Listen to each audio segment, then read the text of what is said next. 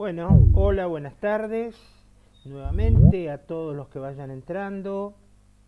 Ya tenemos un número suficiente como para poder arrancar de 30. Les decía que esto era importante porque es un tema nuevo y en realidad no está grabado como videos previos, sino es un poquito la mezcla de los últimos dos módulos, el módulo 6 y el módulo 7, y algo de un módulo que ya vimos, que era todo lo que tenía que ver con las decisiones. Por eso este año es el primer año que se va a dar de este modo. Los temas ya fueron dados en años anteriores, pero lo he decidido ordenar de otra forma, un poco más ayornado a la actualidad, a lo que implica este siglo XXI, que ya llevaba unos cuantos años, ya está medio gastado, pero lo que pasó fue que no nos dábamos cuenta de todo lo que había cambiado hasta que la pandemia no hizo que la tecnología tomara un rol protagónico. Entonces, a partir de ese momento que la tecnología toma ese rol protagónico, es como que empieza a verse, a plasmarse un nuevo horizonte que es muy importante para ustedes, que estudian ciencias económicas, que estudian materias que tienen que ver mucho con el futuro, con cómo se desenvuelve todo en el futuro, tengan conciencia de todos estos temas. Así que, bueno, el tema que vamos a iniciar hoy es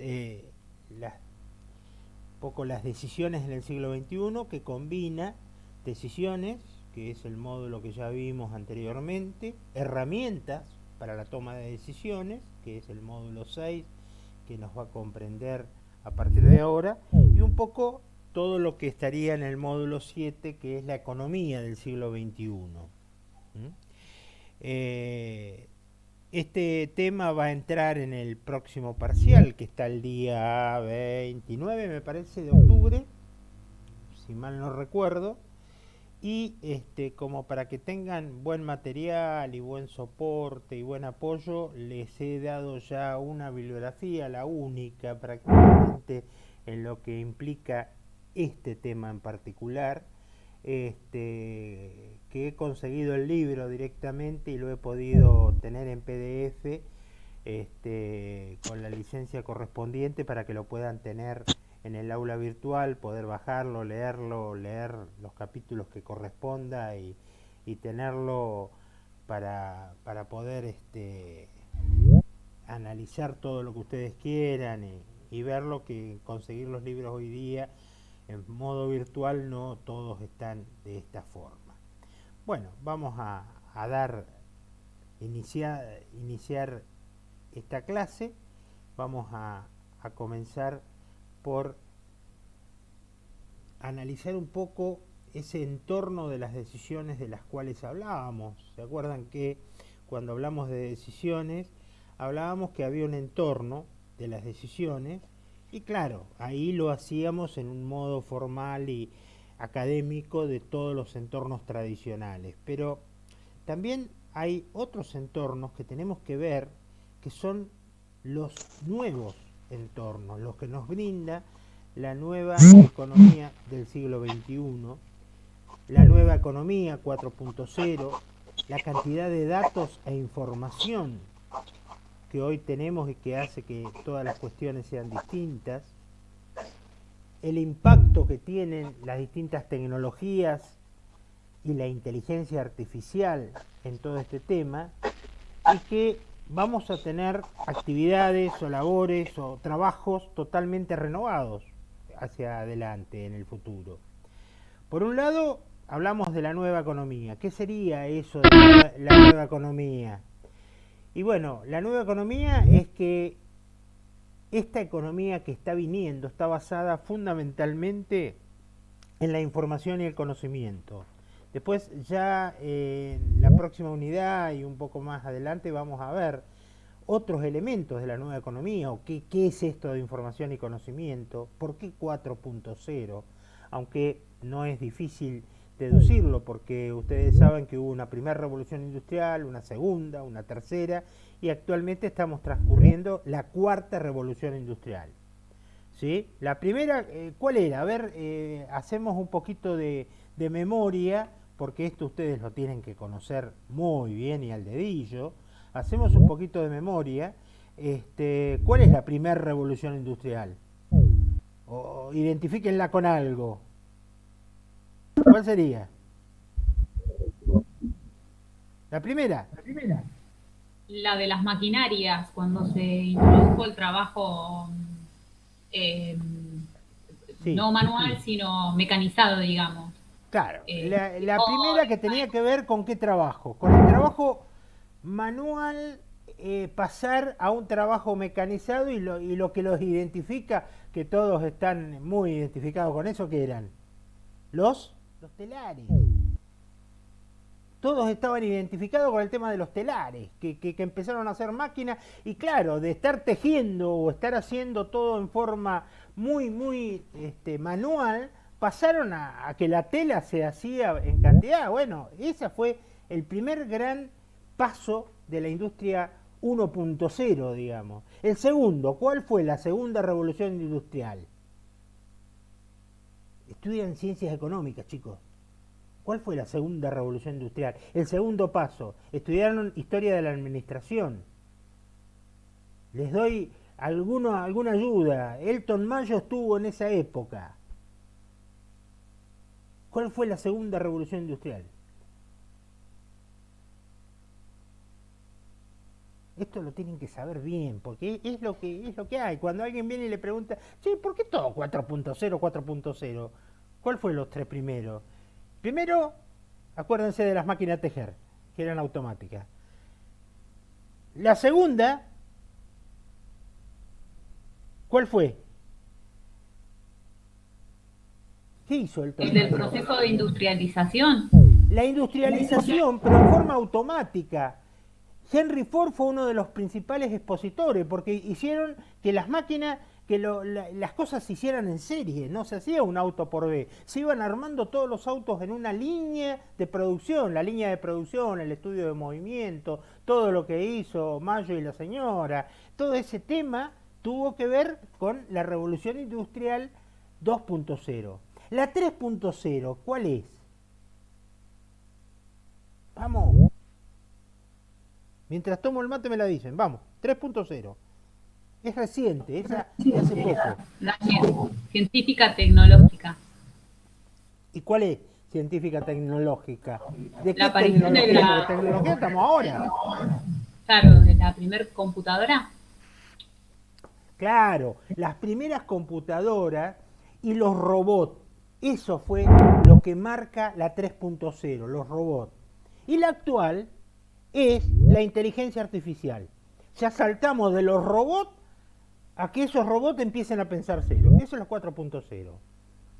Que el conocimiento tiene que ver con esa inteligencia artificial, y tiene que ver con que aumenta la productividad, aumenta la competitividad, o sea, hay una serie de cuestiones nuevas. La nueva economía también tiene que ver con que la economía es más global. O sea, ahora ya me importa competir con China. Pero si yo no voy a competir con China, ¿cómo que no? Ahora porque el dólar está caro, pero si no estoy compitiendo con China, estoy compitiendo con todos los países del mundo. Estoy comprando al mismo tiempo en Estados Unidos, en Europa. O sea, la economía es global, y todos los servicios. Yo puedo estar dando un servicio de reparación de computadoras, o de reparación para hacer los virus y limpiar virus y todo eso a la distancia. Por favor, cuando entren, apaguen los micrófonos. Puedo estar dándolo a distancia. Puedo desde cualquier lugar del mundo dar servicios en cualquier otro lugar del mundo, dar labores de consultoría en cualquier lado. La nueva economía también tiene que ver con la fintech. ¿Qué son las fintech? Alguien que me diga brevemente de qué se tratan las fintech. Medios de pago virtuales. Y sí, pero el medio de pago virtuales lo puedo hacer también por un banco. ¿Y las fintech qué son? La fintech son bancos que están totalmente en la red, donde yo no voy a encontrar una dirección física. No lo voy a encontrar a ese banco en ningún lugar físicamente, porque va a estar totalmente en Internet. Esos son los nuevos bancos del futuro. ¿Ya están compitiendo? Sí, están compitiendo. Y los otros bancos verdaderos le tienen un miedo tremendo. ¿Por qué? Y porque tienen menos costo, ya están siendo autorizados por un montón de gobiernos, aparecen nuevas monedas que se llaman criptomonedas, la pseudomoneda, es una revolución total. Y todo esto de la nueva economía funciona sobre dónde? Sobre Internet, que es la red, el soporte de esta nueva, de esta nueva economía. Entonces, todo esto tiene que ver con la nueva economía. Ahora, volvamos a ver qué otro elemento teníamos, datos e información. ¿Qué decimos cuando nos referimos a datos e información? ¿Qué serán los datos e información que tenemos? ¿Dónde están esos datos e información? ¿Son los datos que consigo en la empresa? ¿Son los datos que yo tengo cuando voy a la empresa y digo, che, a ver qué compramos hoy y los traigo? ¿Es eso nada más? No, son los datos que obtengo de las redes sociales, de todo lo que están haciendo ustedes, de todo lo que se está haciendo en este momento en múltiples plataformas. Todo esto hace que exista algo que se llama la Big Data. ¿Qué es la Big Data? La Big Data, vamos a poner algún audio, hay un video que está puesto, me parece, en el aula, en la última unidad, que les muestra qué es la Big Data y de qué se trata. Es la cantidad de datos que ustedes están suministrando a cada momento. Ustedes están diciéndole a través de las redes qué les gusta, qué no les gusta, cuáles son sus preferencias, cuáles son sus gustos, sus ingresos, su perfil de consumo. Todo eso se lo están diciendo la red permanentemente. Y hay algo que se llama analítica de datos, está estudiando permanentemente para que con esos datos las empresas tomen decisiones. El blockchain es una estructura de datos, una forma de datos que tiene que ver con la seguridad de los datos. Y vamos a estudiar el blockchain en la próxima unidad y de qué se trata, porque ustedes lo tienen que saber. ¿Y qué trata el blockchain? ¿De qué sirve? ¿Para qué sirve el blockchain? ¿Y de qué manera eso está incidiendo en la nueva economía, en la realidad actual? ¿Cómo el blockchain me está cambiando la forma de ver las cosas? Business Intelligence. ¿De qué se trata esto? Que yo puedo contratar a una empresa para que haga un estudio analítico de un grupo de datos para ver cómo tomo las decisiones. Y en la práctica muchas veces lo están haciendo. Por ejemplo, si ustedes tienen un pequeñísimo emprendimiento, un emprendimiento muy chico, venden, no sé, algún tipo de artículo que se pueda vender a través de las redes sociales. Las redes sociales les da la posibilidad de trabajar con un business intelligence a través de decir, a ver, a qué mercado quiero llegar, dónde quiero hacer la publicidad para que mi mercado llegue. Y de acuerdo a su producto le va a decir, mira, vos tenés que apuntar al mercado que está entre los 25 y 35 años, que son familias y que tienen un hijo.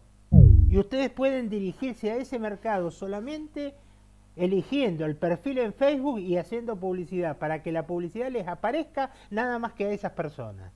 Fíjense lo que se está pudiendo hacer hoy en día y lo puedo hacer, cualquiera lo puede hacer.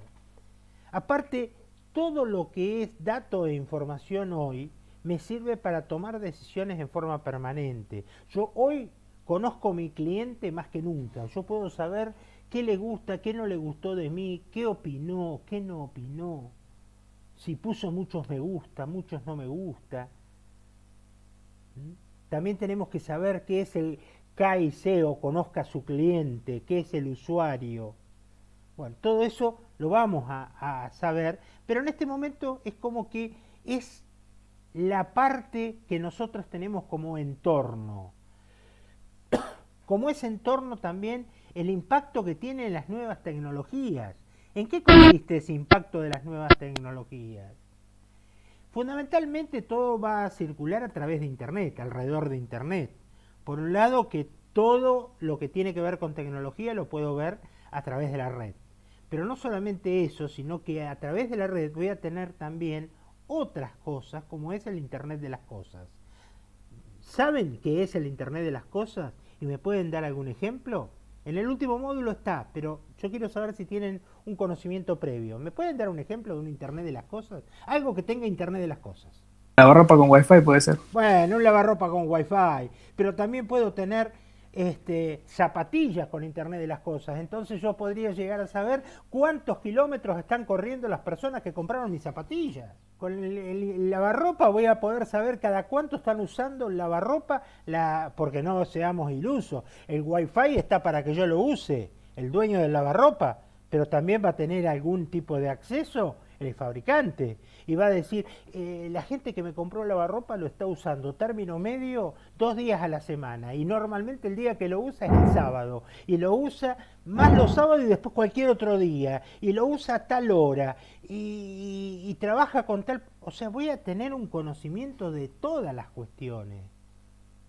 La robótica avanzada va a ir cambiando las cuestiones, va a ir cambiando y combinándose con el business intelligence, y por lo tanto mostrándome otras cuestiones distintas a las que tengo hasta ahora, y va a hacer que tome otras decisiones, como las va a hacer que las tome la inteligencia artificial. Es decir, todo esto va a estar cambiando fundamentalmente todas las cuestiones, como para que yo tenga que cambiar la forma de mi actividad. Voy a tener nuevas actividades, nuevas competencias, las profesiones van a cambiar. Los contadores ya no van a servir como contadores. ¿Por qué? Porque pronto las declaraciones juradas, cuando ustedes se reciban las declaraciones juradas de impuestos a las ganancias, no las van a hacer ustedes. Lo más probable es que la haga cada uno de los individuos, cada persona va a hacer sus declaraciones juradas, simplemente visando la información que me da la AFIP. Ya en este momento hasta las declaraciones juradas de IVA prácticamente ya me las hace el sistema de la AFIP automáticamente. ¿Por qué? Porque a través de la factura electrónica tienen un cruzamiento de información que me dicen, señor, durante este mes usted vendió todas estas cosas y compró todas estas cosas. ¿Es cierto? Bueno, firme acá y pague. Y pronto ni me va a decir pague, ya le cobré, se lo saqué de su cuenta. Ah, pero yo tenía la plata destinada. No, mire, primero nosotros. Y así en todas las cuestiones. Las profesiones van a cambiar porque los balances se van a hacer distintos y porque va a haber muchas actividades diferentes y vamos a tener que reinventarnos. Vamos a tener que hacer otro tipo de tareas. Entonces, nuevas competencias, vamos a tener que manejar un montón de cosas que hoy no tenemos ni idea. Y todas van a estar basadas fundamentalmente en la tecnología. Es decir, que nosotros, todo esto va a tener una cuestión que nos va a enfrentar a que nuestras decisiones se tomen de otra forma. O sea, no vamos a poder decidir como estaba escrito en el manual, que las decisiones eran estas, no. Esto cambió. Se modificó. ¿Por qué se modificó? Y se modificó porque hay muchos datos, hay mucha información, pero es una tarea tremenda, es una tarea muy grande procesar todos esos datos, procesar toda esa información, obtener esa información y tomar decisiones para que impacte realmente en los resultados de la empresa. Sí, y no es común que podamos encontrar empresarios que decidan basados en datos. Normalmente lo que vamos a hacer es seguir basándonos en percepciones.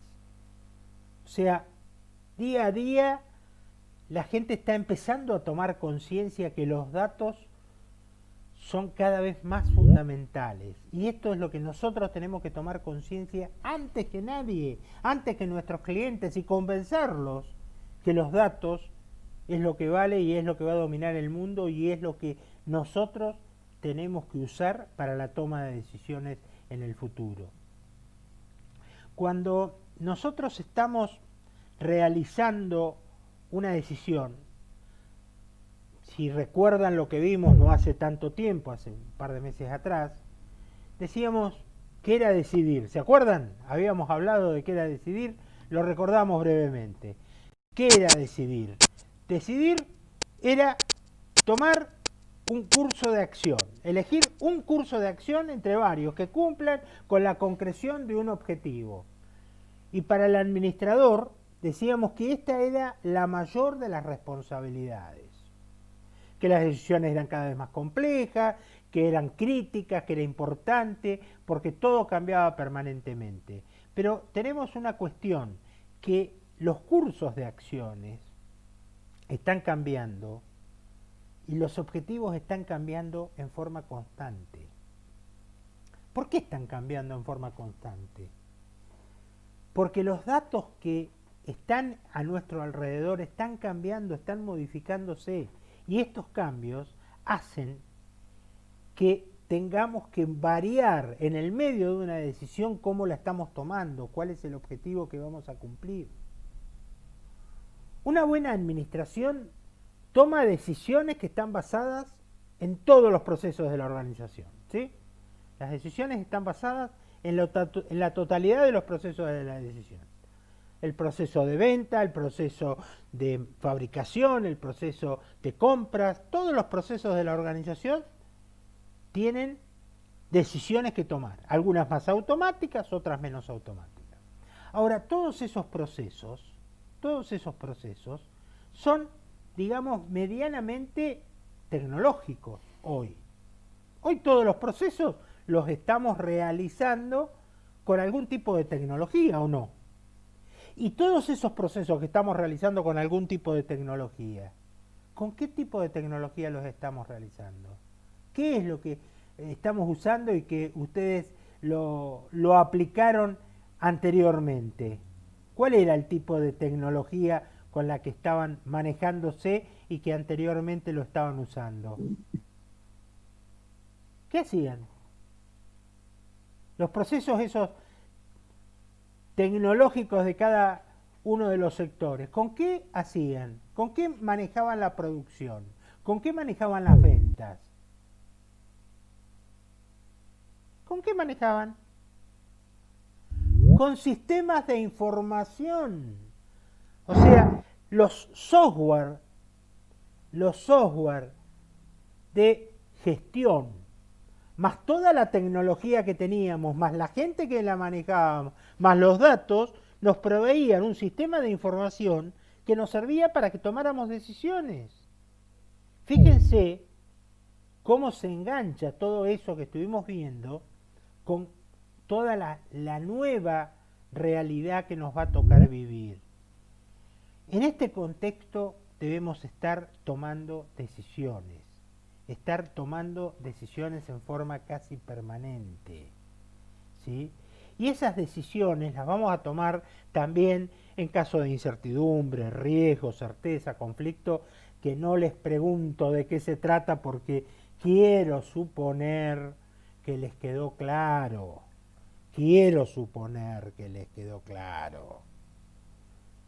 Y lo vamos a seguir preguntando, porque tiene que quedar imposible confundir lo que es el riesgo con la incertidumbre, con la certeza, porque son distintas formas en las cuales voy a tener que actuar.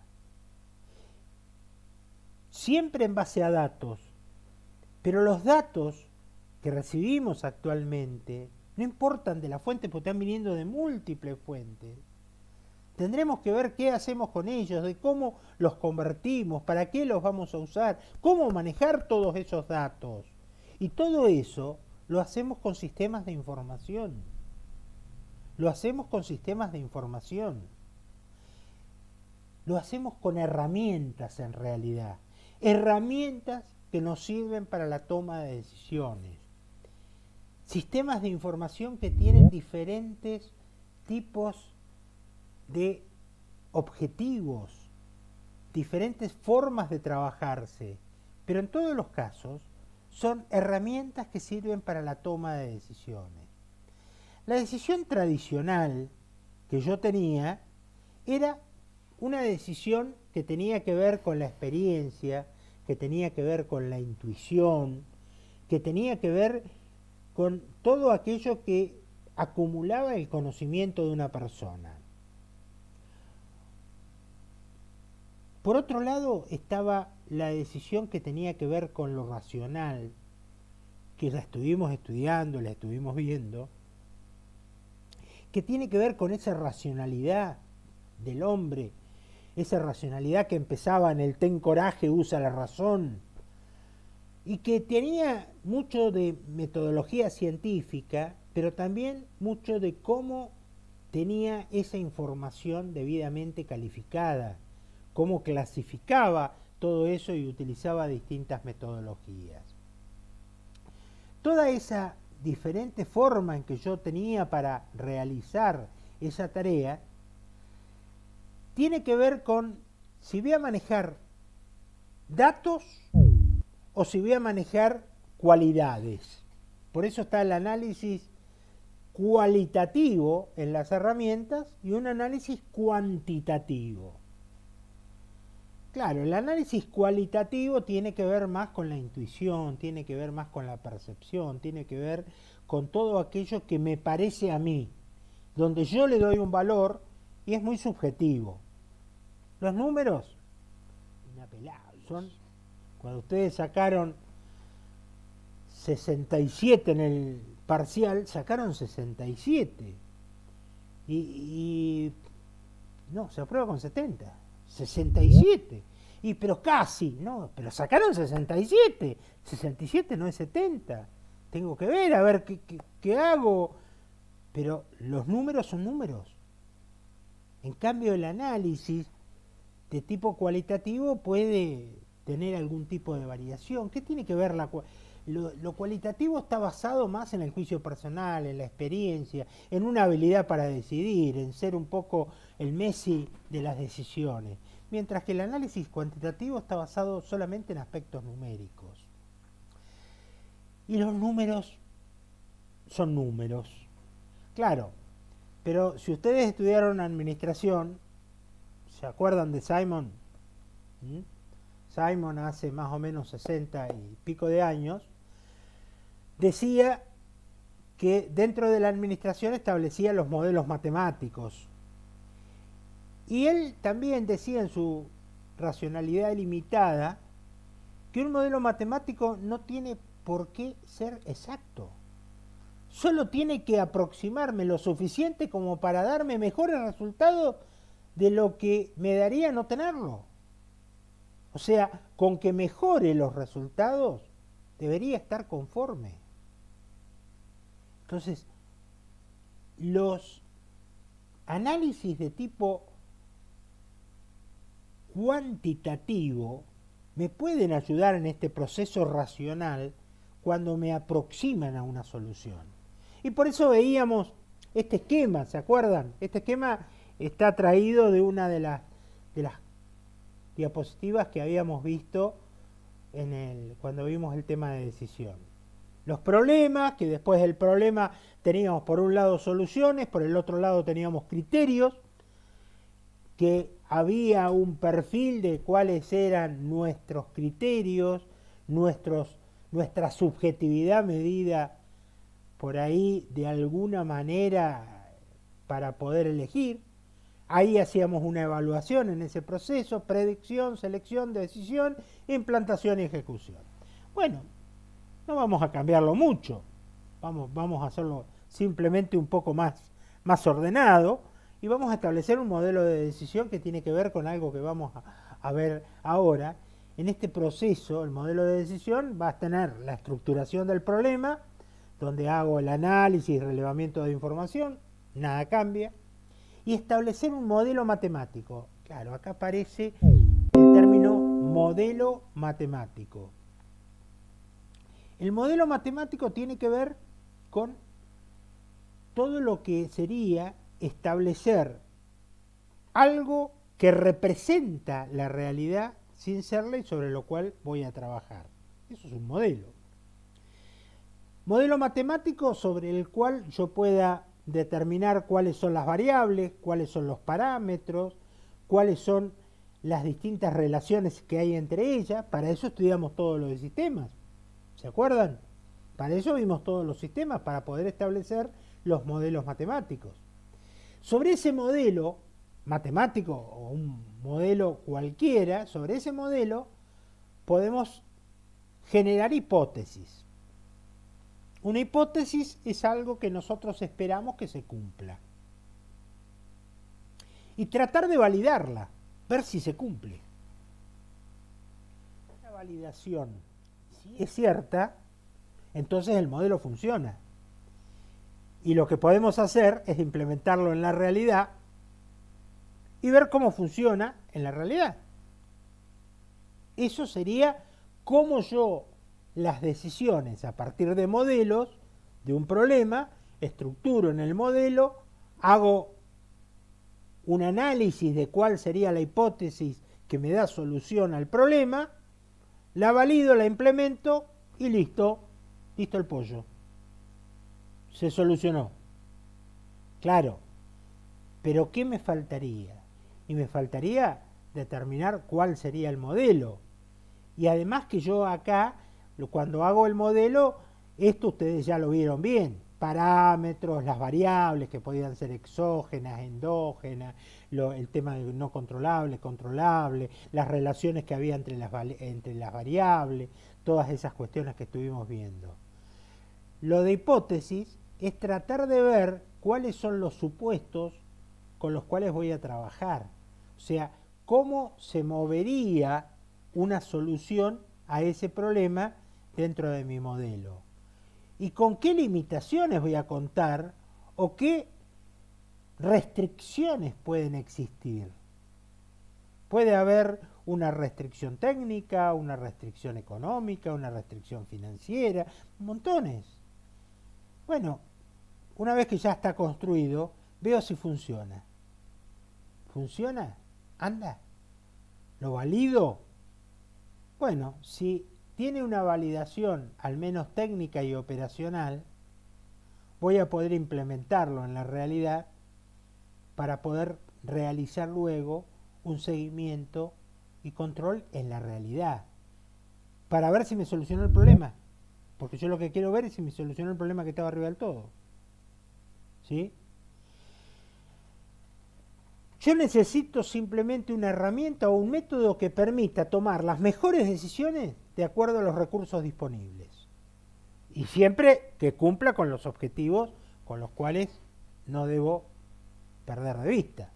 Tengo que tener los objetivos bien claros y que la herramienta me permita decidir. Ahora bien, si yo tengo esa herramienta, me puede resolver un montón de problemas. Y esa herramienta existe a partir del desarrollo de la investigación operativa. La investigación operativa o investigación de operaciones, como también se la llama, es todo el análisis de tipo cuantitativo que se realiza de las distintas actividades que se pueden hacer para tomar decisiones. Nosotros vamos a ver de todas esas, de toda la investigación operativa, cómo se define, cuál es su origen y desarrollo en la Argentina, en la Sociedad Argentina de Investigación Operativa, las distintas metodologías, aplicaciones y herramientas. Yo conseguí un libro que es del año 2019, que es publicado por la Universidad Nacional de Córdoba, y está en PDF, fue publicado en internet directamente. Vamos a usarlo de bibliografía básica. Realmente acá están los elementos principales de los que quiero que ustedes tomen debida consideración, que analicen, que estudien y que vean. Por eso el libro ya está bajado al aula, lo pueden bajar desde el aula directamente, y ahí también dice cuáles son lo que yo considero que es mínimo que ustedes tendrían que leer del libro. Si lo quieren leer todo de corrido, lo leen todo de corrido. Tiene un montón de cuestiones de tipo matemático que no las voy a tener en consideración por ahora. O sea, todo lo que es desarrollo matemático no lo vamos a analizar por ahora. No vamos a meternos a trabajar en el área de la matemática porque ustedes no están debidamente preparados en matemática. Pero acá están todos los conceptos de investigación operativa que bien los pueden llegar a ser de utilidad para poder seguirlo, profundizar, analizarlos y bueno, cualquier duda podemos ir viendo cómo profundizamos o cómo la aclaramos. Pero en lo básico, el concepto fundamental de investigación operativa es una metodología. ¿Para qué?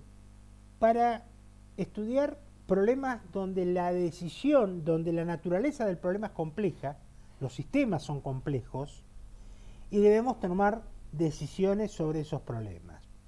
Y la función de la investigación operativa es apoyar la toma de decisiones y dar información al administrador, información calificada para esa toma de decisiones e inclusive para elaborar políticas, estrategias, para realizar todo tipo de tarea que tenga que ver con la decisión.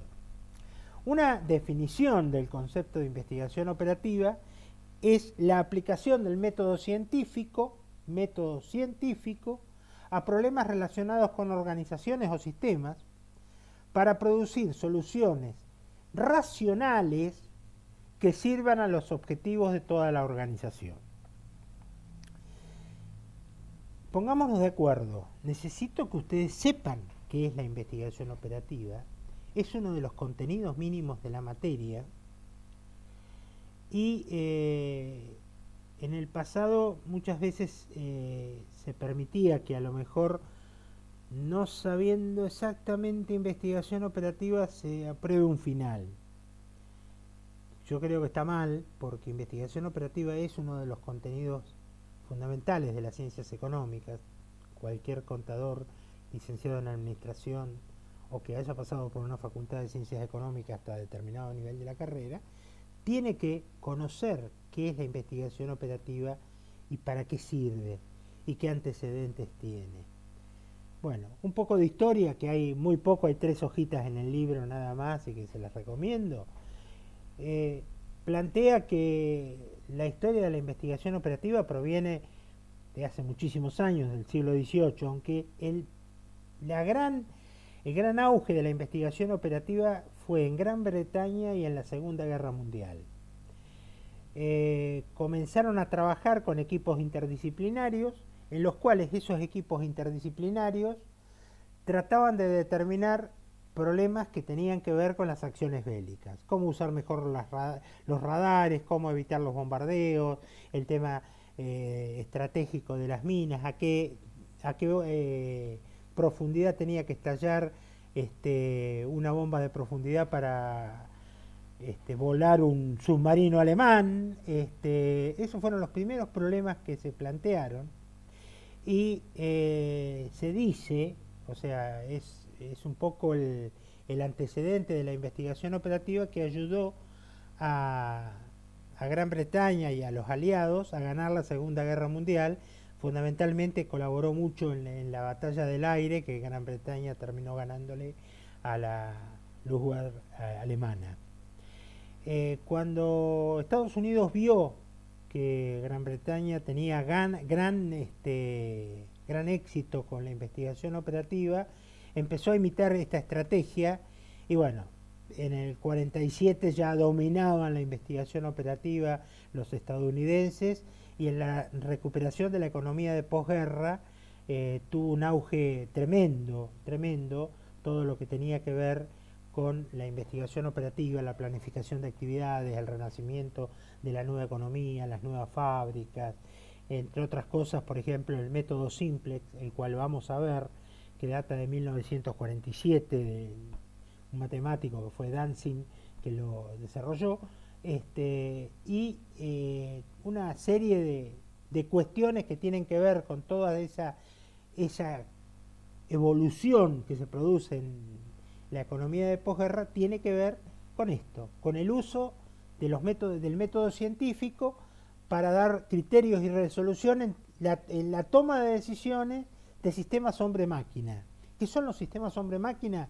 Sistemas que tienen cierta experticia y tienen una forma de formulación, una formulación matemática, tienen un formato que de alguna manera puede pasarse a un formato matemático. ¿Mm? Es decir, que si yo tengo una fórmula para hacer algo y tengo un modelo que seguir, estoy trabajando con un sistema hombre-máquina que se denomina hombre-máquina y puedo tomar decisiones de este tipo, aunque después ya van a ver que los distintos criterios para armar modelos se amplía bastante y el concepto de hombre-máquina se amplía también bastante. Un resumen de la investigación operativa que quiero que les quede muy claro es que es aplicar un método, el método científico, no un método, el método científico. Siempre en sistemas que tengan una cierta formulación. La idea es producir soluciones que optimicen los objetivos. Y siempre se trabaja con grupos que son interdisciplinarios, o sea, de distintas áreas. Cuando hablo de distintas áreas, hablo de áreas matemáticas, de áreas computacionales, de áreas de la economía, de la biología. Distintas áreas se confluyen para poder armar un equipo de investigación operativa. Esto es lo que se trabaja. Bueno, acá hay los distintos desarrollos de investigación operativa que, como les decía, empiezan en 1759, pero algunos que tienen que ver con muchas de las cuestiones que vamos a ver, teoría de juegos, por ejemplo, en el 37, o planificación de la producción y distribución del 39, la teoría del transporte en el 41, el método simplex en el 47, que lo mencionábamos, y con el desarrollo de la computación, de la programación, esto explotó hacia nuevas teorías y nuevos desarrollos. Comienza a utilizarse el sistema de colas, el simplex dual, empieza el desarrollo de la simulación, el CPM, programación dinámica. Bueno, todo esto es un poco el gran desarrollo que vino a partir de la computación aplicada a la investigación operativa. Una cuestión muy importante. La investigación operativa no es un método matemático que es totalmente irracional, no. La investigación operativa supone racionalidad. ¿Qué es la racionalidad? Que hay personas, organizaciones que actúan en una manera reflexiva, que tienen información y toman decisiones en función de esa información, que calculan cuáles van a ser los riesgos y los beneficios y actúan en consecuencia con ello. ¿Sí?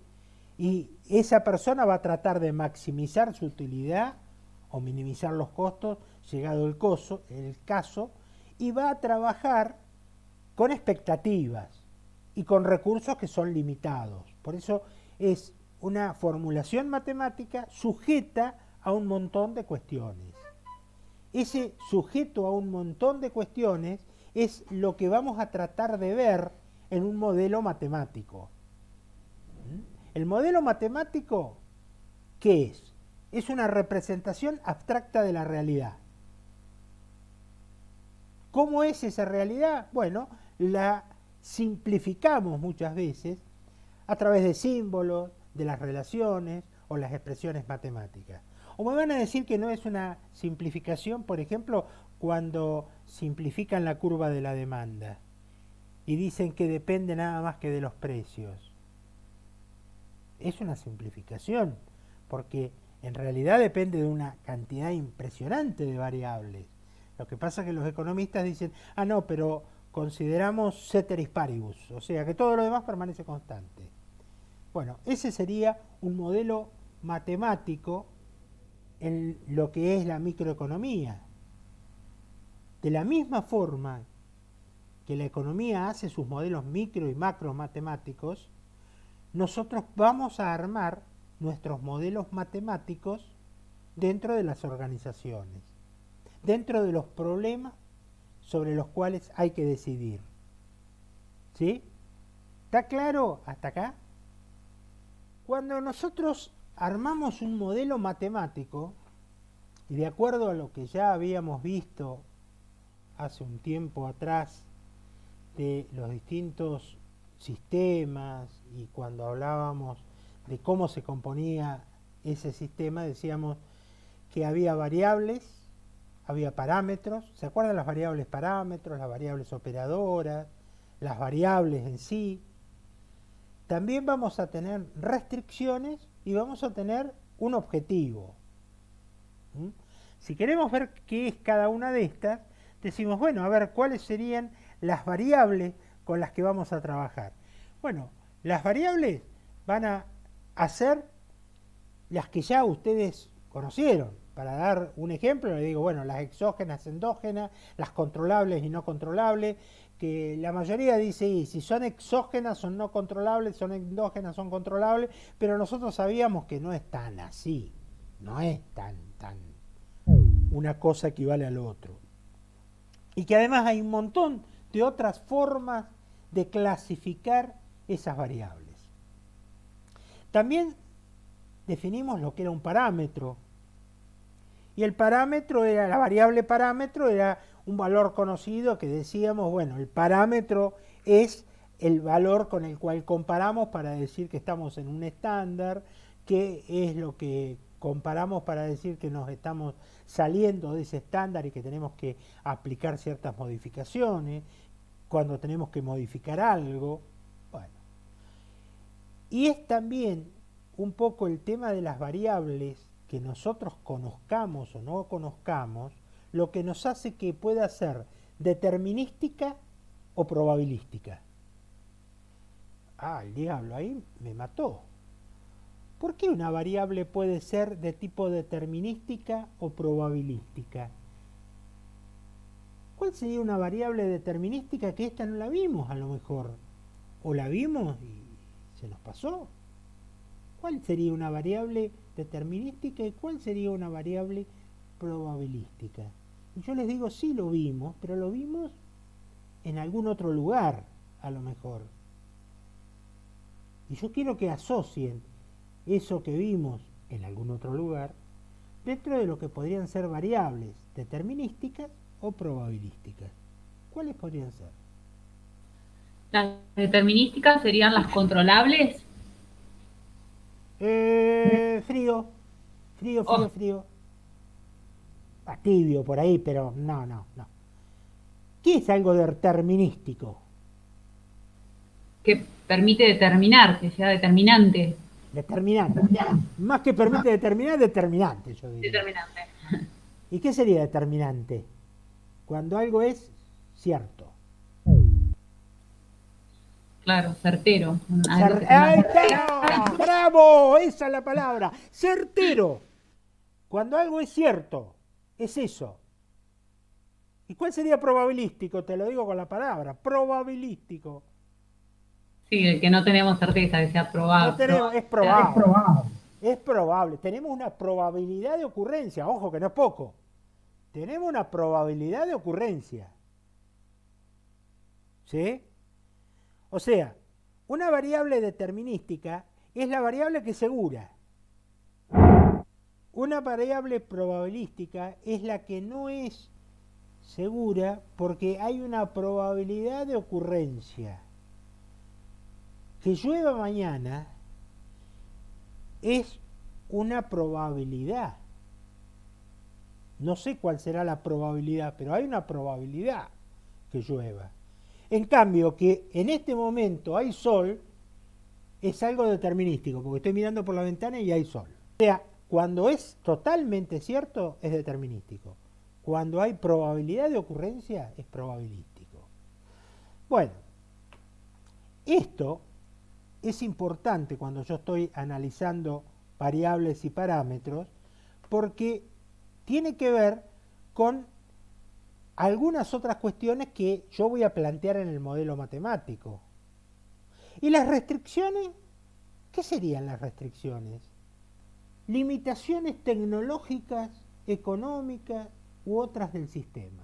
Todo modelo, yo voy a tener restricciones seguramente, porque o se me va a acabar la plata, o se me va a acabar la capacidad de máquina, o los insumos. Voy a tener una capacidad limitada en algún momento. Entonces voy a tener cierta restricción que puede llegar a tener los valores de las variables. O sea, las variables con las que estoy trabajando pueden tener, en algunos casos, una restricción que va a tener que ver con restricciones normalmente físicas. O se me acaba la plata, o se me acaba el insumo, algo se me va a acabar. ¿Sí? Entonces, esa restricción que yo voy a tener me está limitando el modelo, me está limitando el problema. También puede llegar a ser, si volvemos otra vez al modelo matemático, por un lado voy a tener variables y parámetros, por otro lado voy a tener restricciones y por otro lado voy a tener el objetivo. ¿Cuál es el objetivo a cumplir? Pero acá dice función objetivo, porque estoy hablando de un modelo matemático. Entonces, como estoy hablando de un modelo matemático, yo necesito a ese objetivo plasmarlo en una ecuación matemática. Una ecuación matemática que va a contener las variables que estoy utilizando en cada una de las fórmulas del modelo. ¿Por qué? Porque el objetivo está en función del modelo. O sea, que yo en la función objetivo, en esa ecuación matemática que haga en el objetivo, voy a tener sí o sí que tener en cuenta las restricciones, cómo funciona el modelo. Voy a tener que tener en cuenta todo. Porque ustedes no pueden decir que van a llegar al objetivo si no es haciendo funcionar el modelo. Entonces, en realidad lo que yo estoy buscando es un modelo que funcione y que cumpla con un objetivo. O sea, ese modelo que funcione y que cumpla con un objetivo, lo tengo que plasmar de alguna forma matemáticamente en relaciones de ecuaciones. Lo que va a hacer la función objetivo es medir cuál es la efectividad de las relaciones que estoy haciendo en el modelo que estoy desarrollando. ¿Cómo hago para llegar a la mejor de las soluciones? ¿Cómo optimizo ese modelo? Y optimizar es el objetivo que voy a perseguir. Será maximizar o minimizar. Maximizar si es el máximo beneficio, máximo ingreso, máximo lo que sea. Mínimo, y será el mínimo costo, el mínimo perjuicio, la mínima contaminación. No sé, todo depende de los valores y de qué esté buscando con mi modelo. ¿Lo vieron esto en algún momento, por ejemplo, en matemáticas? A ver, debo tener alumnos que tienen que tener aprobada matemática 2, al menos la cursada, no, matemática 1, al menos la cursada, porque si no, no podrían estar acá, la mayoría. Habrá algunos condicionales, pero la mayoría o la tienen aprobada. ¿Se acuerdan algo de lo que vieron en matemáticas? Los extremos de las funciones, Los extremos de los las mínimos y los máximos. No. ¿No vieron modelos matemáticos? ¿No vieron estos modelos? ¿No vieron función objetiva cuando tenían que tomar un conjunto de ecuaciones y resolverlo sujeto a? ¿No vieron multiplicadores de Lagrange, por ejemplo? ¿No? Sí, en Mate 2. Sí, lo vimos. Sí, profe. Bueno, eso es lo que estoy hablando. Nada más que acá les estoy dando toda la justificación de por qué motivo estudian eso. ¿Por qué estudian eso en matemáticas? Para poder aplicarlo acá. Para poder verlo acá. Pero cuando nosotros, como la base es tan mala, yo no puedo darles esto en ejemplos matemáticos, se me complica, ¿sí? Se me complica mucho. Entonces, bueno, por lo menos quiero que les queden bien los conceptos claros de cómo funcionaría. O sea, cuando yo estoy hablando de un modelo matemático que va a tener variables, restricciones y funciones objetivos, y todo esto lo estoy transformando en un modelo que funciona y que tiene cierta coherencia, va a ser que una variable que es un producto 1 en un lado, será producto 1 en otro lado, será producto 1 en la función objetivo también. Y donde el insumo, no sé, pintura, en una ecuación será pintura también en otra ecuación y será pintura también en la función objetivo. Entonces, voy combinando los distintos elementos que ustedes encontraron como variables para ver cómo armo un modelo matemático y cómo lo resuelvo. Hoy día todo esto lo hacen las computadoras. Yo lo único que tengo que hacer es entenderlo para poder ingresarlo a la computadora e interpretar los resultados. Entonces, estas cuestiones que son importantes porque la interpretación que yo haga va a depender de que pueda manejar la toma de decisiones, ¿sí? Depende de de cómo ustedes entiendan, no cómo se hace el problema matemático, porque eso lo hace la computadora, sino cómo se plantea y cómo está funcionando. El tema de cálculo después es un problema de la computadora. Pero lo importante es que ustedes comprendan cómo se relaciona todo esto. ¿Qué es lo que dentro de este esquema representa la función objetivo? ¿Qué es dentro de lo que representa la función objetivo, todas las variables, los parámetros, cada una de esas cosas? Yo digo, bueno, fenómeno, ya sé que la función objetivo va a representar el objetivo al cual quiero llegar. ¿Y por qué lo tengo que maximizar? Porque esa función objetivo está diciendo cómo obtener el ingreso. Ingreso. Entonces, si es un ingreso, quiero maximizarlo. Esa función objetivo dice cuál va a ser el costo. Si es el costo, tendré que minimizarlo. Esa función objetivo va a establecer cuál es el mínimo nivel de algo, o el máximo nivel de algo, o el óptimo nivel de algo. La función objetivo está estableciendo cuál es la contaminación que se va a hacer por ese sistema que está funcionando. ¿Qué tendré que hacer? ¿Minimizarla o maximizarla? Minimizarla.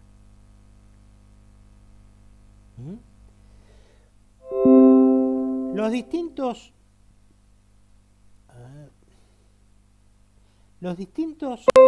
sistemas con los que yo trabaje, los distintos modelos con los que yo trabaje, tendrán que funcionar de acuerdo a todas estas cuestiones que yo previamente les estoy diciendo.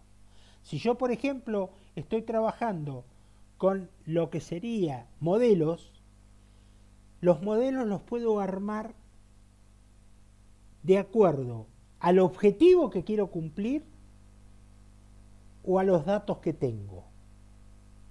Esas son las dos posibilidades que yo tengo de armar modelos. ¿Sí? Yo puedo armar modelos que cumplan determinados objetivos. O puedo armar modelos de acuerdo a la naturaleza de los datos que tenga. Por eso, cuando armo modelos de acuerdo a la naturaleza de los datos, van a tener que ser de acuerdo a si los datos son totalmente ciertos o son datos que de alguna forma tengo una probabilidad de ocurrencia o tengo parte y parte.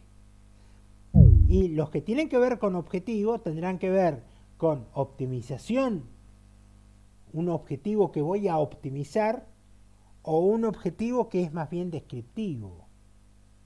Veamos un poquito más esto de los distintos tipos de objetivos con los que puedo trabajar. Modelos que están orientados a los objetivos.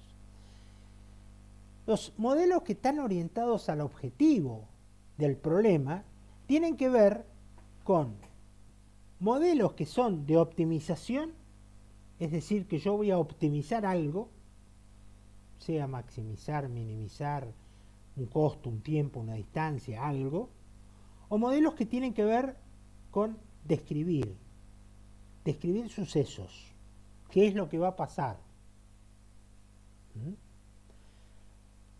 Nosotros, dentro de esta cursada, lo que vamos a ver es un modelo de optimización, para que tengan idea de uno de los modelos. Pero no les voy a dejar de contar de los otros modelos que podemos llegar a tener. Cuando yo hablo de modelos que tienen que ver con la optimización, por ejemplo, puedo ver modelos de asignación. ¿Cómo asigno mejor recursos a distintos departamentos de una organización? ¿Sí? ¿Cómo asigno distinto personal a distintos departamentos? O cómo asigno mejor el dinero que tengo de mi presupuesto para obtener la mejor utilidad.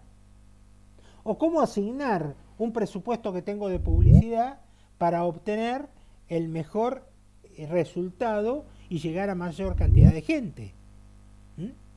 Son problemas de asignación.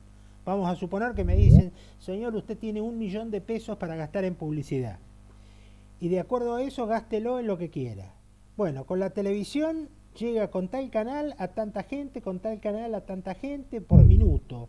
Con el diario llega a tanta gente, con la radio llega a tanta gente, los costos del minuto son de tantos pesos.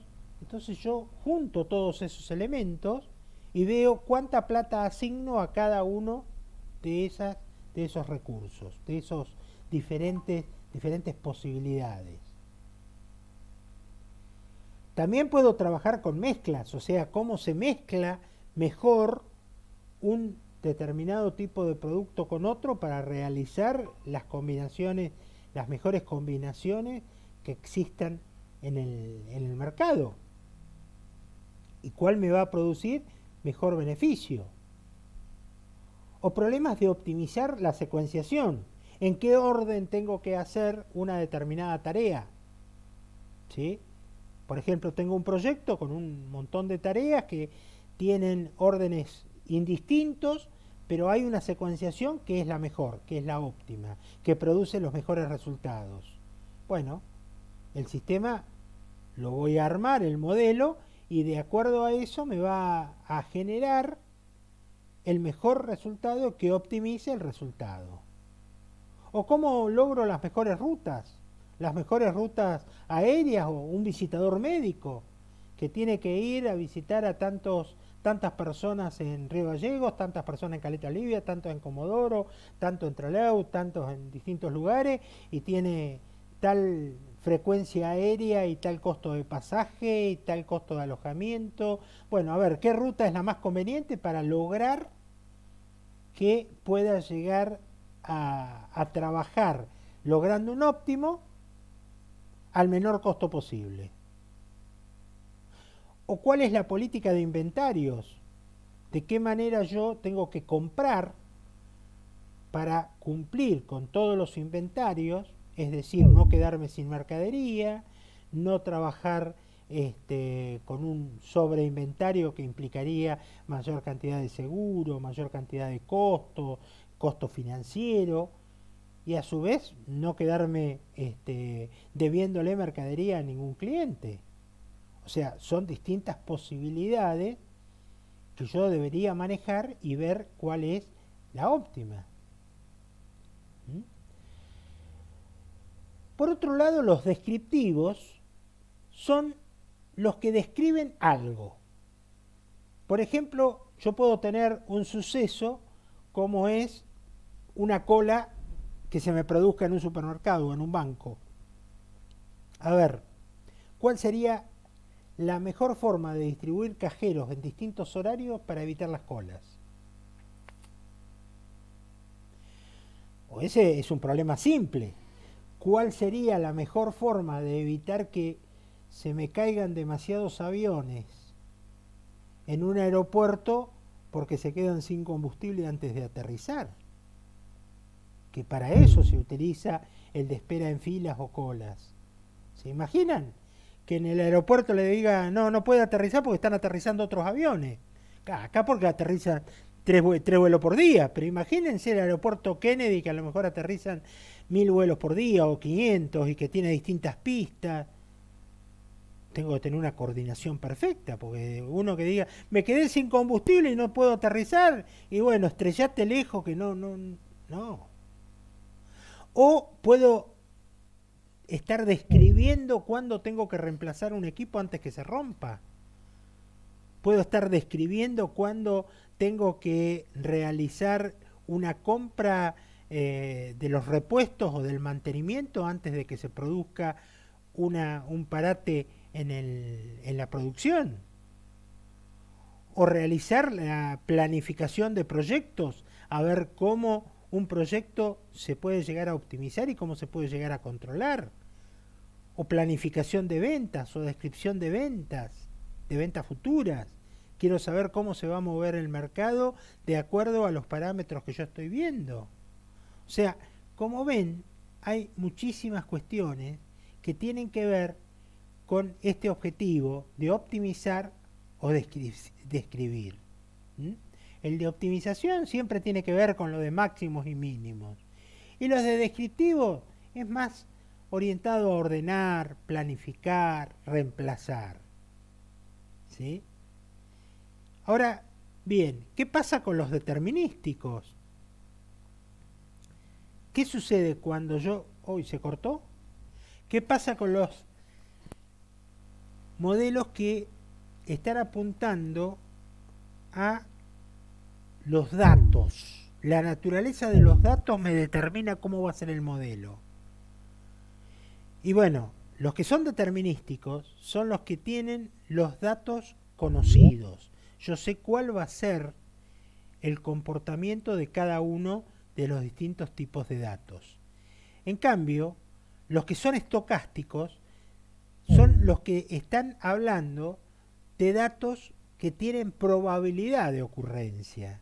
Es decir, yo no tengo la seguridad del dato, sino tengo la probabilidad de ocurrencia del dato.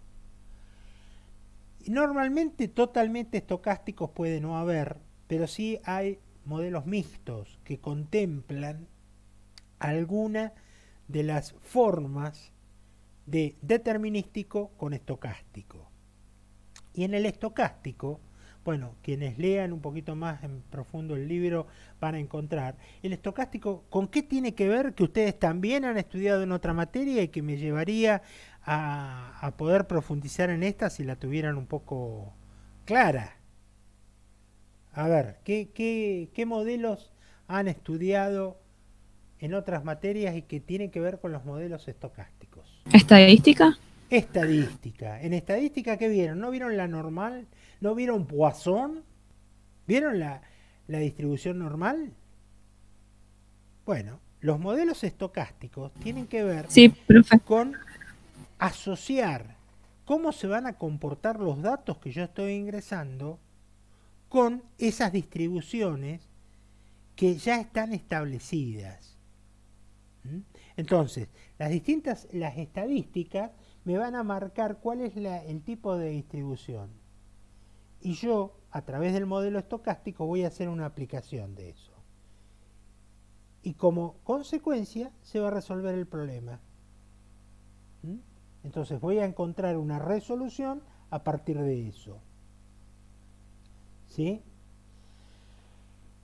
Estos modelos que voy a tener dentro de la investigación operativa entre determinísticos y estocásticos, que son los de los extremos, tienen que ver con este cuadro que está sacado del libro, que yo voy a tener modelos determinísticos que tienen que ver con la optimización, lineal o no lineal. Nosotros vamos a ver lo que es lineal, y lo de lineal tiene que ver con lo que es matemática. ¿Cuándo en matemática teníamos algo que era lineal? Una función de una recta. La función de una recta, cuando no es cuadrática. ¿Sí? Si yo Exacto. tengo un cuadrado en algún lado, ¿qué voy a tener? Una curva. ¿Correcto? La función Exacto, de una cuando recta, está elevado a la 1. ¿eh? Cuando la elevado a la incógnita 1. Perfecto. Entonces, lo más fácil, que es lo que vamos a ver justamente, va a ser el elevado a la 1. Vamos a ver lo que es modelos determinísticos de optimización lineal. Por eso vamos a ver programación lineal. Transporte y asignación también es de programación lineal. Programación lineal entera es lo mismo que programación lineal, pero cuando no tengo decimales. Entonces, claro, yo no puedo decir que voy a asignar una persona y media. ¿Qué hago? La designo, la corto al medio. Entonces, por eso la programación lineal entera trabaja con recursos que no se puedan partir. Esa es la única diferencia entre programación lineal y programación lineal entera.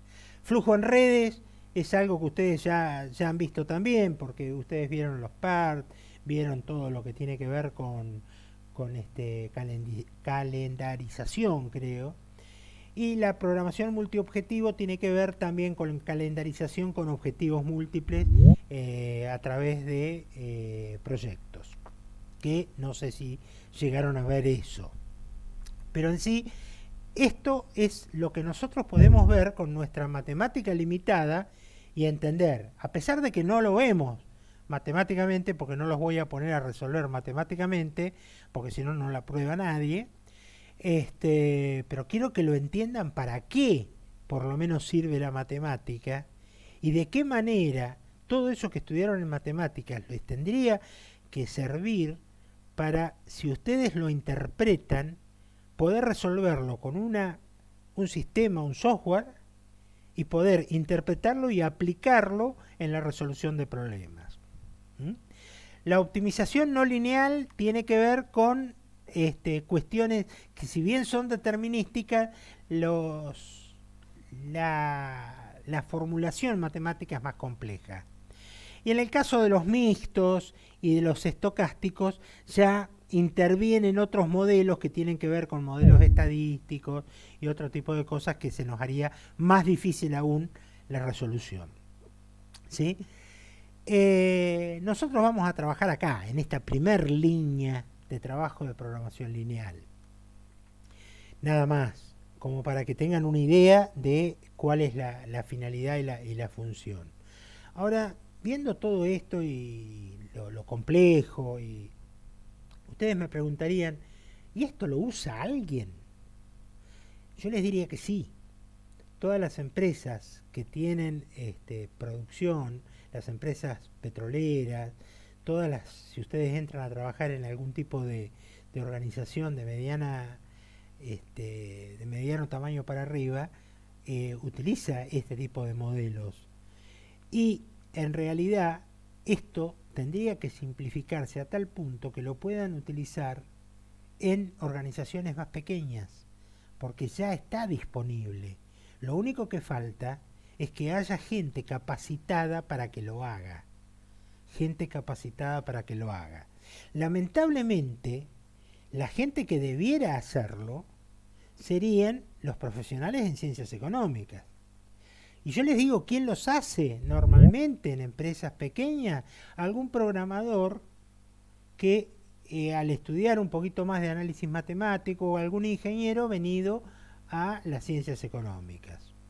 O sea, a los ingenieros les resulta más fácil estudiar ciencias económicas y hacer nuestro trabajo que a nosotros estudiar lo que nos enseñan y hacer nuestro trabajo. Es una realidad. Si le duele a alguno, lo lamento, pero es una realidad. Nuestra carrera necesita de estos soportes para poder crecer y para poder empezar a trabajar en áreas que nos corresponden y que de a poco dejamos que nos vayan robando los que profundizan un poquito más en los distintos temas. Pero estos temas corresponden a las ciencias económicas y específicamente a la licenciatura en administración. Y el contador va a tener que entrar un poquito en ese tema, ¿no es cierto? Hay diferentes teorías, hay un montón de teorías y diferentes que se derivan de todo esto que estuvimos hablando y que yo brevemente se las cuento ahora. Lo preparé para contarlo muy rápido, muy resumido, aunque después en distintos videos o en la lectura que ustedes van haciendo lo puedan profundizar más, ¿sí? La teoría de juegos tiene elementos que son muy básicos, como es la utilización en el caso de existir un conflicto en los objetivos. Es decir, los objetivos son conflictivos entre los jugadores.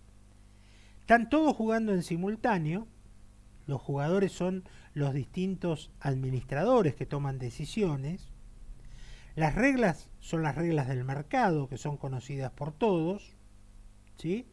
Y todos juegan en forma simultánea. Por ejemplo, cuando están haciendo una partida dentro de un mercado de competencia perfecta, donde cada uno toma una decisión que va a influir sobre las decisiones de los demás. ¿Correcto? Por ejemplo, yo tengo que tomar la decisión si voy a aumentar los precios o bajar los precios, o hacer una promoción o no hacer una promoción, o hacer más publicidad o menos publicidad. Cualquier decisión que yo tome va a incidir en la decisión de los otros componentes del mercado. Si yo bajo mis precios, seguramente va a haber otros que están en el mercado que también van a bajar los precios. Y en función de eso yo voy a volver a bajar los precios. ¿Qué es lo que voy a hacer? Entonces, lo que plantea la teoría de juegos es una serie de reglas que son conocidas por todos y que en función de esas reglas cada uno va a tomar las decisiones que más convengan al punto. La estrategia de cada uno de los distintos jugadores va a ser el mejor método de elección, y acá no voy a tener una optimización, no es como en los otros casos, sino se va a tratar de un óptimo para poder llegar a la mejor estrategia, que en el mejor de los casos va a ser ganar-ganar. La teoría de los juegos, hay distintos tipos de juegos, juegos de 2 jugadores o de múltiples jugadores, como podría llegar a ser un mercado de competencia perfecta, y puede ser que sea de suma cero, es decir, lo que gana uno lo perdió otro, o que sea una suma distinta de cero, que puedan perder todos o ganar todos. En la teoría de las colas, un poco les estaba adelantando cuando lo comenté hoy, pero estoy hablando de líneas de espera o líneas de colas, donde tengo que optimizar costos y tiempos promedios de espera. Porque si yo lo que quisiera es optimizar solamente costos, pongo la menor cantidad de cajeros posible. Pero yo no quiero que los clientes se vayan porque hay demasiado cola en el supermercado o demasiado cola en el banco y se quejen mucho y vayan a otro banco.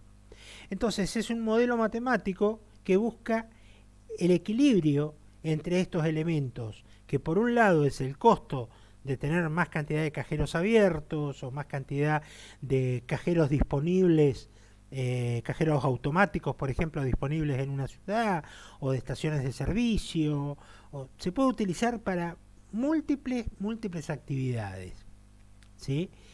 Y tiene 2 optimizaciones: el mínimo costo y el mínimo tiempo de espera de los usuarios o de las personas que utilizan el servicio. Bueno, acá están algunos ejemplos: bancos, aviones en un aeropuerto, colectivos que entran a una terminal, los pasajeros en líneas de colectivos. Yo el año pasado estuve estudiando un modelo para proponerle a la municipalidad para tratar de determinar la cantidad de la frecuencia con la que tenían que pasar los distintos colectivos de acuerdo a la demanda necesaria, a la demanda que yo tenga de pasajeros. Y me detengo un segundo en este ejemplo. ¿En qué me puedo basar? A ver si ustedes empiezan a combinar la tecnología. ¿En qué me puedo basar para poder saber el movimiento de los pasajeros en una ciudad? Por ejemplo, para el COVID, en los primeros días del COVID se utilizó se utilizó esta teoría en realidad, pero con una data que salió de otro lado, con datos que salieron de otro lado para ver cómo era la cantidad, la afluencia de gente, de movimientos de un lugar a otro dentro de la ciudad de Buenos Aires, del Gran Buenos Aires. ¿En base a qué creen que se hizo? ¿Y quién creen que lo hizo? Lo pueden haber hecho dos empresas y lo hizo una de ellas. ¿A los datos de la tarjeta SUBE? No, no, A eso porque no se todos refiere van en el colectivo SUBE. Esa podía ser una. En Comodoro yo lo trataba de hacer con el historial de la tarjeta SUBE del año pasado, pero lo estábamos tratando de... En Buenos Aires se hizo con otra data que es mucho más valiosa, que la usó Uruguay para determinar los casos de COVID y le fue muy bien a Uruguay. En Argentina no se permitió utilizar, lamentablemente, pero sí la utilizaron para ver cuál era el movimiento de gente dentro del Gran Buenos Aires. Que nosotros creemos que no estamos vigilados y se sabe perfectamente cuántas personas hay en cada lado. O alguno de ustedes no tiene celular. Uy, ya le dije. Con las antenas de celulares. En función de las antenas de los celulares, o sea, estamos totalmente controlados en forma permanente. Todas las empresas nos pueden ubicar en el momento que quieran con un puntito en un mapa donde está cada una de las personas que tiene un celular.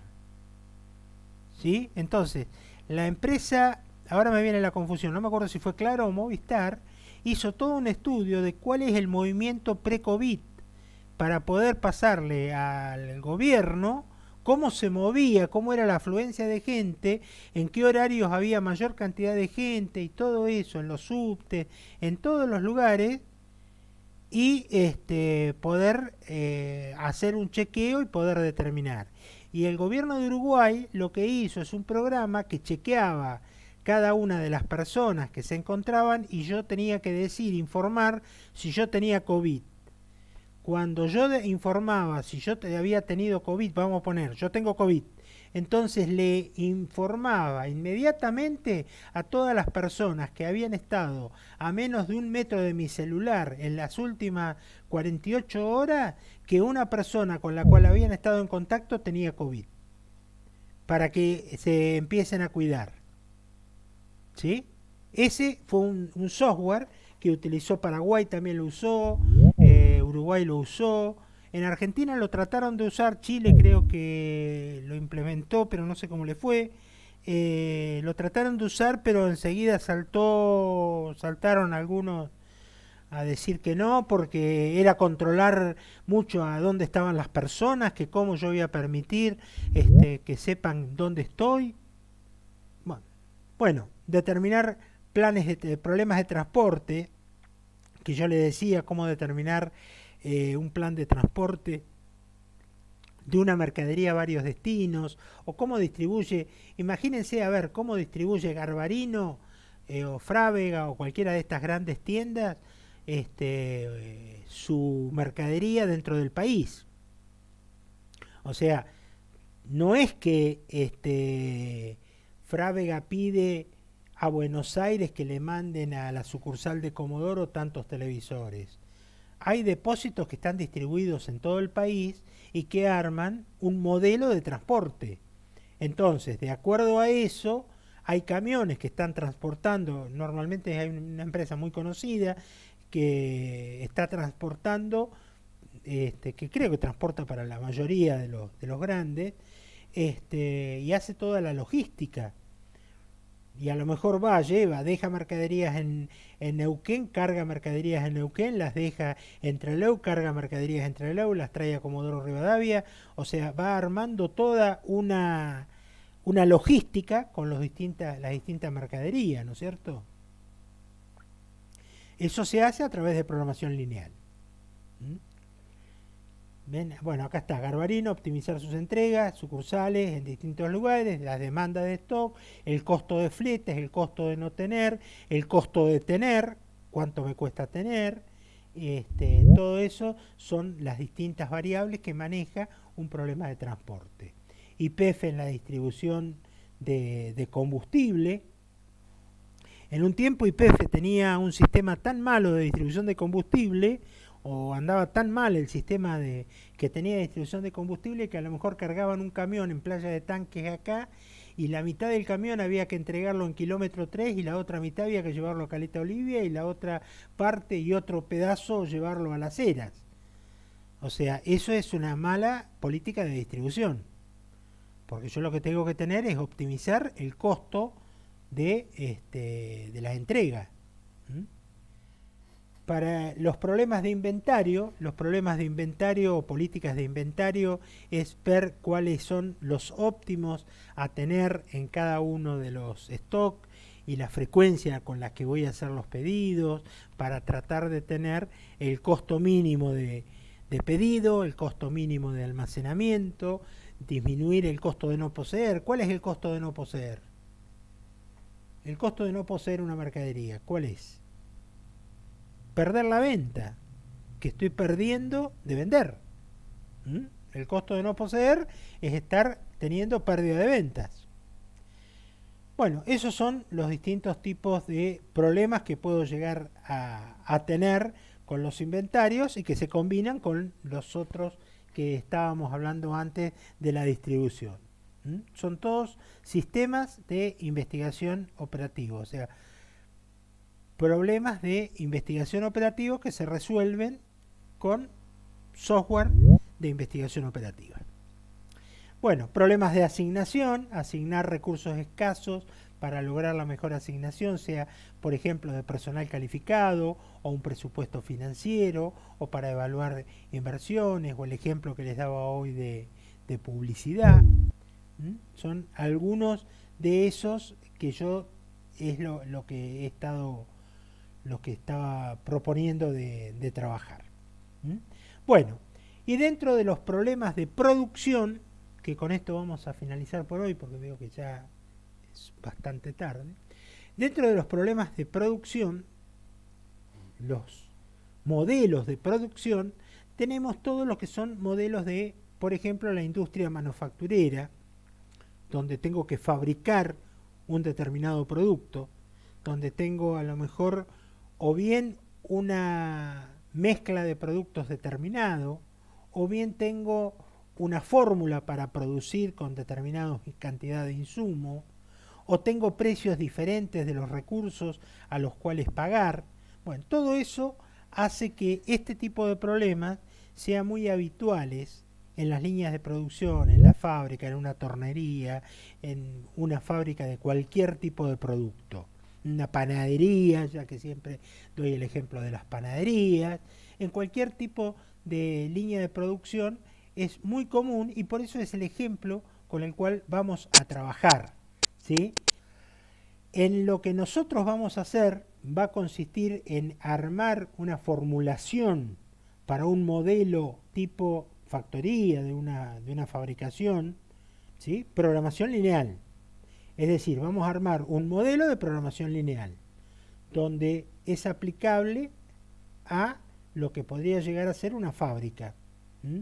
No me acuerdo de qué está armada la fábrica, pero eso es lo que nosotros vamos a hacer para tratar de resolver el óptimo para nuestro modelo. Y veremos si ese modelo lo podemos aplicar a la realidad. ¿Mm? Bueno, ¿dudas? No, profe, por ahora no. Quizá cuando estudiemos ahí surjan las Claro, dudas. bueno, y yo se lo que las les hagamos. aconsejo es que por favor vayan leyendo la bibliografía, repasen en todo caso esta clase. Yo voy a ver si voy armando ya material de video para apoyar esta clase y algún otro material, pero me gustaría que entre la clase de hoy y la del jueves que viene se saquen todas las dudas que tienen que ver con la investigación operativa. ¿Mm? ¿Sí o no? La clase del jueves veríamos lo último que entra en el parcial. Creo que sí. Sí, sí, Ah, ok. creo que está. Creo que sí. La clase del jueves 19. Sí, está bien. Está bien, porque es el otro jueves el Claro. parcial. Sí, sí, Sí, no sí, queda entonces sí. nada. Es la última, es la Ok, última. ok. ¿Mm? Bueno, si no hay ninguna otra duda, ninguna otra pregunta, tengo 15 minutos para la próxima clase. Perdón que interrumpa, Raúl. Señor, El parcial está, si mal no recuerdo, para el 29 de octubre. 29 de octubre. Sí, señor. O sea que la última clase disponible para que ingresen temas es la del 22 de octubre. El jueves que viene. Exacto.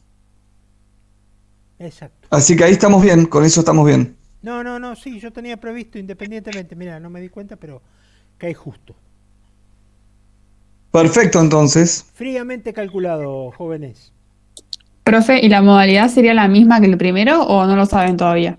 Es la misma que en el primero. Ok, buenísimo. Nada que cambiar. Ok, gracias, profe. Que ustedes estudien más y saquen y aprueben más.